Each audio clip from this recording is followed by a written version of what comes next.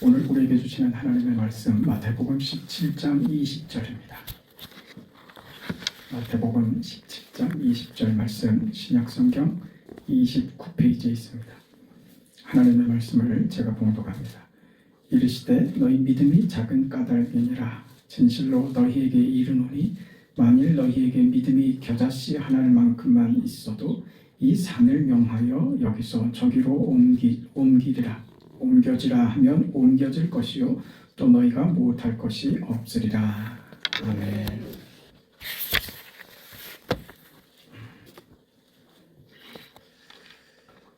예수님께서 베드로와 야고보와 요한을 데리시고 산으로 올라가십니다. 그 산에 올라가셔서 그 예수님의 얼굴이 해같이 빛나고 예수님이 입은 옷은 빛과 같이 희어졌더라. 변화산이라고 우리가 얘기하죠. 우리가 잘 아는 내용입니다. 그 제자들이 너무 황홀하고 너무 기가 막히고 너무 좋아서 여기 장막셋을 짓고 하나는 주님을 위해서, 하나는 모세를 위해서, 하나는 엘리야를 위해서 그렇게 하자고 그렇게 그 변화산의 기가 막힌 체험, 하나님의 임재하심, 영광의 임재를 경험을 하고 있습니다. 그때 산 밑에는 남은 제자 9명과 예수님을 따르던 무리들이 있었고 그곳에서 어떤 소동이 일어났습니다. 어떤 사람이 그 자기 아들이 귀신 들려서 너무 고생을 하고 있는데 고치질 못하고 있습니다. 그가 막 물에도 들어가고 불에도 들어가고 통제가 안 되는 생명의 그 위기 속에 있는 아들을 데리고 이 아버지가 어떻게든 이 아들을 살려보려고 하는 마음으로 예수님이 계시다는 곳으로 찾아왔습니다. 예수님은 안 계시고 예수님의 제자들이 있었죠. 누구도 이 아이를 고치지 못하는 것입니다. 예수님은 산 위에서 놀라운 영광의 모습을 보이실 때 그 남은 제자들은 산 밑에서 움직일 수 없는, 어떻게 할 수 없는 그런 난관을 지금 만나고 있는 것입니다.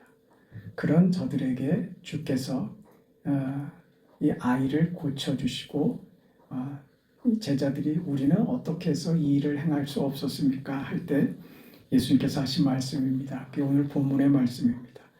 믿음이 적은 까닭이다. 진실로 너희에게 이르노니 만일 너희에게 믿음이 겨자씨 한 알만큼만 있어도 이 산을 명하여 여기서 저기로 옮겨지라 하면 옮겨질 것이요 또 너희가 못할 것이 없으리라. 문제가 뭐였다고요? 믿음이었다고 얘기합니다. 오늘 예수님이 우리에게 요구하시는 이 믿음, 겨자씨 한 알만큼만 있어도 산이 옮겨지는 믿음, 그 믿음 소유하시기를 축복합니다. 여기서 겨자씨가 중요한 것 아닙니다. 그 비유를 하기 위해서 든 것이죠. 작다는 것의 어떤 상징으로 말입니다. 당시 유대에는 이 겨자가 흔하게 있었습니다. 들판에 겨자가 널려 있었습니다.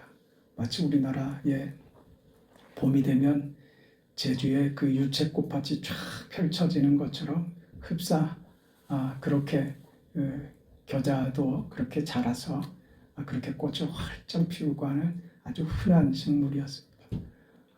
이건 그 나무라기보다는 1년 한 해살이 식물입니다. 한 해살이 풀입니다.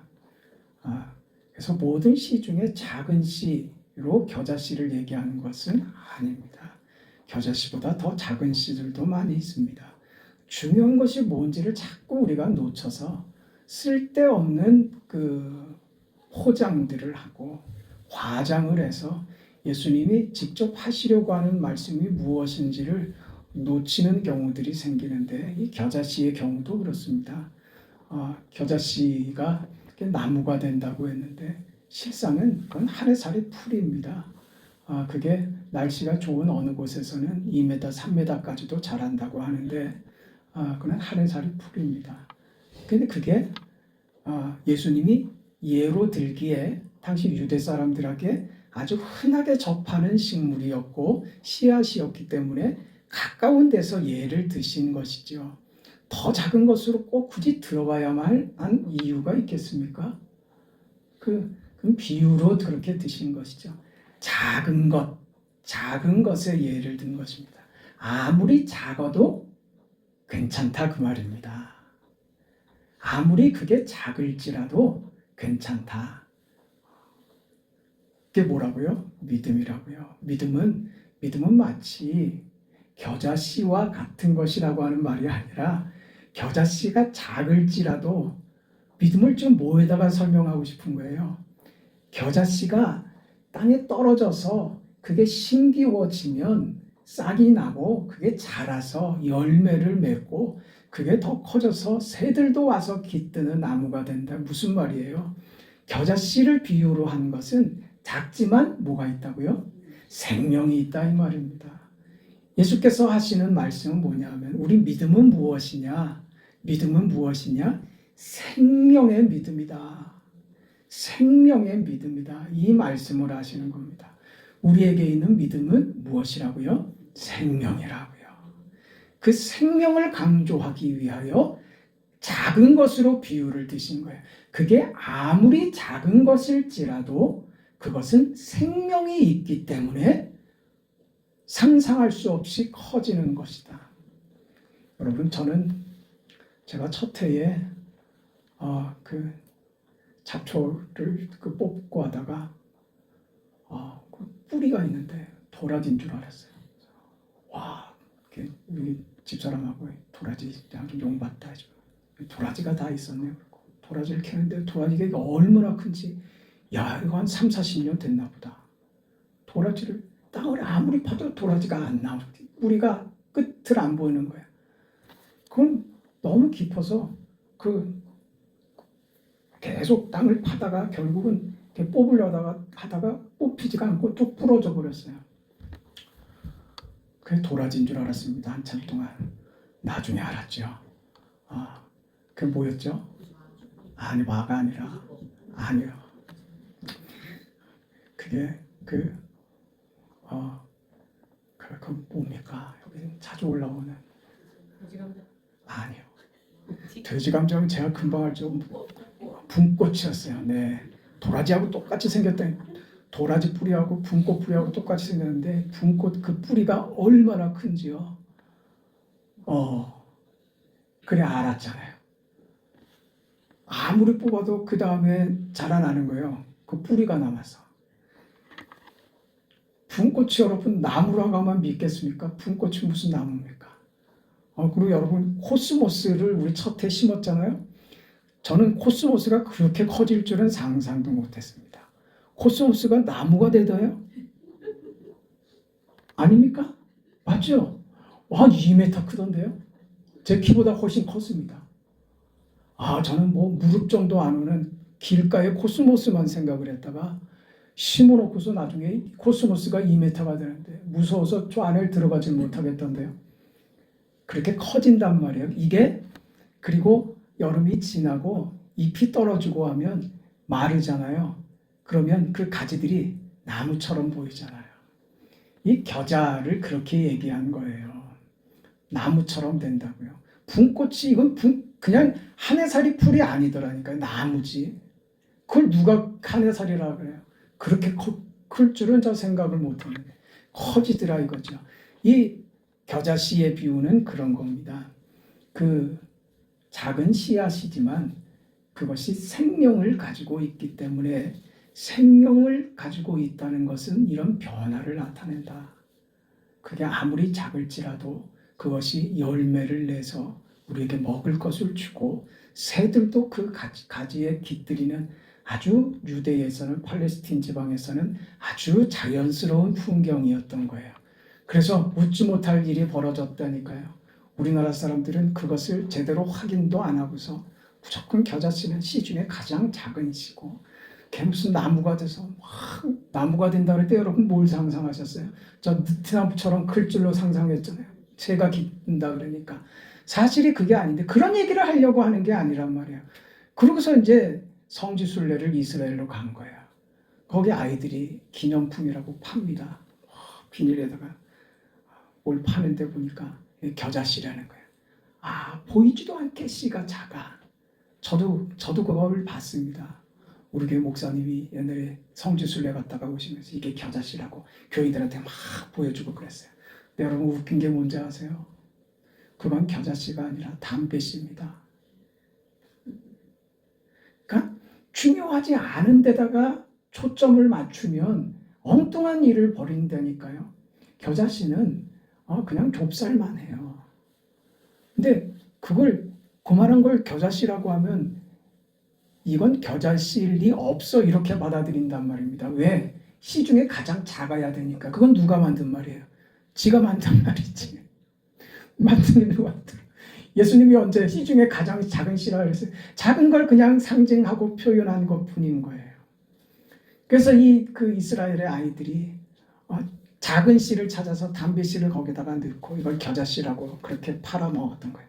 그게 우리나라에 와서 인기 있는 관광 상품이 돼서 그 웃지 못할 일들 있죠. 뭘 중요한 일이 아닙니다. 그러니까 성경을 보면서 정말 중요한 예수님께서 하시고자 하는 말씀이 무엇인지를 놓치고 엉뚱한 데다가 무슨 다른 얘기, 나만의 얘기를 좀 하고 나만 발견한 어떤 비밀들, 그 어떤 지혜들을 나만 깨달았다고 하고 싶은 그런 마음에 진리를 더 깊이 들어갈 생각은 못하고 자꾸 다른 것만 찾다가 이런 엉뚱한 얘기들을 하게 되더라 이 말이죠. 믿음은 뭐라고요? 생명이라고요. 여러분은 제발 어디 가서 믿음은 겨자씨요 그러지 마세요. 믿음은 생명입니다. 예수님께서 그것을 씨앗으로 조금 표현하셨는데 씨앗을 표현하신 이유는 그 속에 있는 생명 때문이다. 생명이 있으면 산다. 생명이 있다는 것은 그것이 아무리 작다고 할지라도 그것이 아무리 소량이라고 할지라도 생명이 있으면 그것은 산다. 생명이 있다면 씨앗이 아무리 작아도 상관없다. 그러나 생명이 없다면 그것이 아무리 커도 소용이 없는 것입니다. 돌을 가져다 놓고 돌에다가 물을 주고 뭐가 되나 한번 보세요. 돌에서 생명이 나올 수 없습니다. 설사 금덩어리로 이 돌이 바뀐다 할지라도 생명이 될 수는 없습니다. 이것이 생명의 법칙인 것입니다. 믿음은 생명입니다. 여러분 속에 이 생명이 있음을 믿습니다. 여러분 속에 하나님께서 생명의 씨앗을 심어 놓으셨다는 사실을 믿기를 축원합니다. 이게 중요하다고요.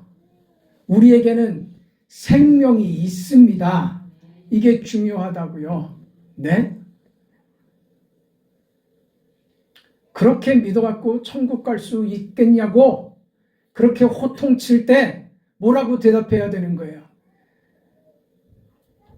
그래요. 나 이지경이지만 난 천국 갈 수 있습니다. 내 속에 생명의 씨앗을 누가? 하나님이 심어 놓으셨기 때문입니다. 이렇게 말할 수 있어야 한단 말입니다.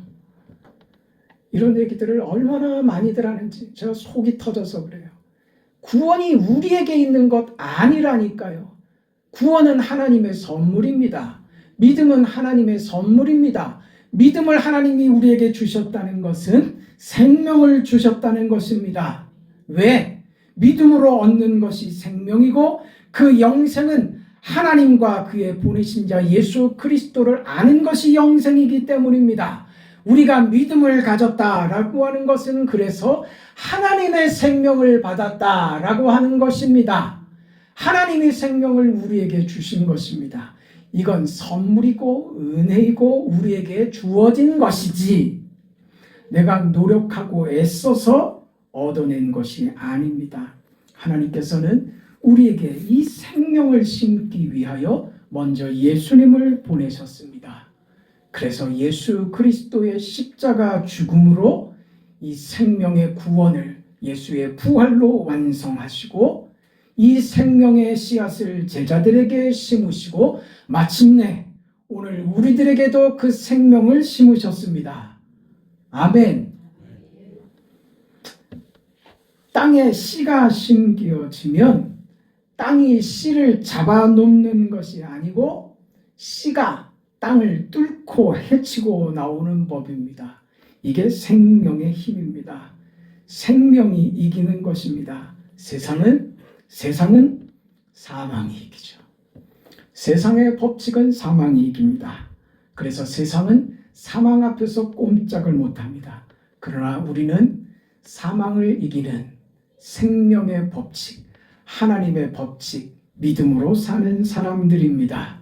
우리에게는 사망을 이기는 부활의 신앙이 있습니다. 생명의 씨앗이 있는 한 그 씨가 그냥 사장되는 법은 없는 것입니다. 우리의 믿음은 생명입니다. 이것을 안다면 우리가 믿음으로 어떻게 살아야 할 것인가 하는 것을 성경 야곱을 통해서 배울 수 있습니다. 그 창세기 28장에 그 야곱에 대한 기사가 나오는데 야곱이 형 에서를 속이고 장자권을 훔치죠. 그리고 그 아버지를 속입니다. 그리고 그 아버지 이삭에게 자신이 형 에서인 것처럼 위장을 해서 아버지 이삭을 속이고 장자가 받을 축복을 가로챕니다. 그리고 에서가 이 사실을 뒤늦게 알고 그를 죽이려고 쫓아올 때 형 에서를 피해서 지금 도망가고 있는 중입니다.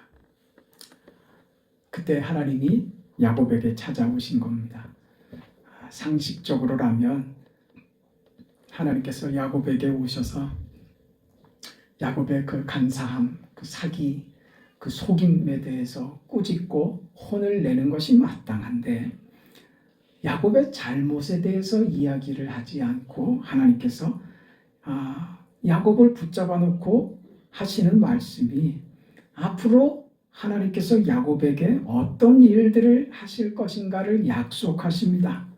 그 약속을 반드시 이루실 것이다, 이룰 것이다 라고 하는 이야기를 합니다. 벌을 받아 마땅한 야곱에게 하나님께서 약속을 주시고 그 약속을 성취하겠다고 또 약속을 주십니다. 물론 하나님의 이 말씀과 찾아오심에는 왜 너는 내가 준 그 약속과 내가 할 일에 대해서 믿지 못하고 왜 믿음 없이 네 욕심과 네 생각으로 이런 잘못을 저질렀느냐 하는 그 꾸중이 담겨져 있지만 그것보다 앞서고 더 중요한 것으로 하나님이 그에게 약속을 축복을 그에게 주시더라 하는 것입니다. 야곱이 하나님의 축복을 받을 아무런 이유도 없고 오히려 꾸중 들어 마땅한 그 자리에서 하나님이 야곱을 복 주시더라. 이게 이해가 안 되죠. 이 자리가 믿음이에요.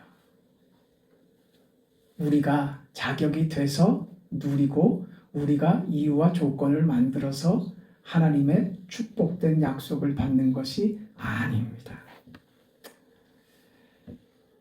그게 우리 신앙입니다. 우리는 이 위에 서 있습니다. 하나님께서 나에게 오셔서 하나님이 하실 일을 말씀하시고 그 일을 약속해 주십니다. 이것을 받은 것이 믿음이라고요. 그래서 모든 역사와 내 인생과 내 향방과 내 운명과 나의 삶이 모든 순간이 누구에게 있다고요? 하나님에게 있다는 것을 누가 알려주세요? 하나님이 알려주시는 거예요. 이걸 듣고 알아서 깨닫고 가지는 믿음인 거예요. 우리가 깨닫고 발견한 것이 아니라고요. 주어진 것입니다. 우리의 무지와 완악함과 미련함과 실패와 절망마저도 하나님이 우리에게 계획하신 사랑과 목적하신 뜻을 방해할 수는 없다는 겁니다. 우리의 모자람보다 하나님이 더 크십니다. 할렐루야. 우리의 실패보다 하나님의 뜻이 더 크십니다. 하나님이 우리보다 비교할 수 없이 크신 거예요. 그 크신 하나님이 우리에게 찾아오신 거예요. 하나님의 크심 때문에 우리의 모자람과 잘못과 연약함과 모든 못된 것들이 다 사라져 버리는 겁니다. 그 그늘 속에 감춰지는 것이죠. 우리는 이것을 잘 이해하지 못해서 꼭 내가 믿음을 구원을 내가 만드는 것이라고 자꾸 착각을 하니까 우리 신앙이 어디서 자꾸 걸려 넘어지냐 하면 죄책감이에요. 죄책감. 나 같은 사람이 구원을 받을 수 있느냐? 그 앞에서 자신 있는 사람이 어디 있겠어요? 나 같은 사람이 하나님의 사랑을 받을 수 있을까? 과연 하나님이 나를 사랑해 주실까? 내가 이렇게 살면서도 이게 말이 된다고 생각하는가? 하는 어떤 자책감, 절망감들이 우리를 흔드는 것입니다. 그러나 그럼에도 불구하고 우리는 하나님의 사랑에서 떨어질 수 없습니다. 그 하나님의 계획에서 취소될 수 없는 사람들입니다. 왜냐하면 우리보다 하나님이 크시기 때문입니다. 나보다 하나님이 나를 더 사랑하시기 때문입니다. 우리 구원은 그 이유가 어디 있다고요? 하나님이야. 하나님입니다. 여러분 겁내지 마세요. 네? 성경이 여러분에게 공포를 주는 것 없어요. 네? 겁내지 마세요. 만약에 여러분 내가 죄를 짓고 함부로 살고 하나님을 비난하고 그러면서도 마음이 편안하다면 그러면 두려워하세요. 그렇다면 두려워하세요. 그건 하나님의 영이 없는 자는 그러합니다. 그러나 하나님의 영이 있는 자는 죄를 짓고 멋대로 살고 하나님 욕하고 잘못하고 하면서도 마음이 편안할 수가 없는 거예요. 그건 그럴 수 없는 거예요. 만약에 그렇다면 두려워하세요.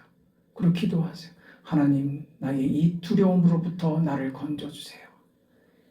저를 구원해 주신 하나님을 알게 해주세요. 그렇게 기도하세요. 우리 구원은 우리에게 있는 것 아닙니다. 하나님이 우리에게 제공하신 것입니다. 그렇기 때문에 취소될 수도 없고 변경될 수도 없는 것입니다. 이 대표적인 예가 예수님의 제자들입니다. 예수님과 3년 동안 동행을 했으면서도 실수와 허물의 연속이었습니다. 거의 3년이 지날 즈음이 다 돼서 예수님의 죽음이 이제 눈앞에 다가왔는데 제자들이 무슨 일을 벌였는지 여러분 아시죠? 제자 중에 어떤 제자가 이런 요구를 주님께 합니다. 주님, 나중에 하나님의 나라가 당신의 나라가 임하면 그때 한 사람은 주님 우편에 한 사람은 주님 좌편에 앉게 해주세요. 이 이야기를 다른 제자들이 듣고 서로 발끈합니다. 네가 공이 더 많으냐? 내가 더 공이 많으냐? 네가 오른쪽 가고 저놈은 왼쪽 가고 그러면 나는 어디 있으란 말이냐 하면서 서로 다툼이 일어난 거예요. 예수님은 지금 십자가의 죽음을 눈앞에 두고 계신데 말입니다. 얼마나 기가 막힌 모습입니까? 얼마나 기가 막힙니까? 목전에 죽음을 눈앞에 두고 계시는데 소위 제자들이라는 자가 이런 언행을 하고 있으니 얼마나 한심합니까? 그런 제자들입니다. 그런 제자들에게 예수님께서 한 가지 해놓으셨습니다.